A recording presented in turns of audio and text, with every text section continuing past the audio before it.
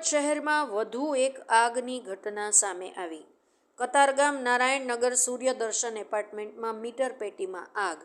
Torrent power અને ફાયરની ટીમો ઘટના સ્થળે પહોંચી. મીટર પેટીઓમાં આગ લાગતા વીજ પ્રવાહ બંધ કરવામાં આવ્યો. કતારગામ ફાયર બ્રિગેડ ફાયર કાફલો ઘટના સ્થળે પહોંચી આગ પર કાબૂ મેળવ્યો. મીટર પેટીઓ આગમાં બળીને ખાખ થઈ. શોર્ટ સર્કિટને લઈ આગ લાગી હોવાનું ફાયર સૂત્રોનું પ્રાથમિક કારણ. કોઈ જાનહાનિ નહીં.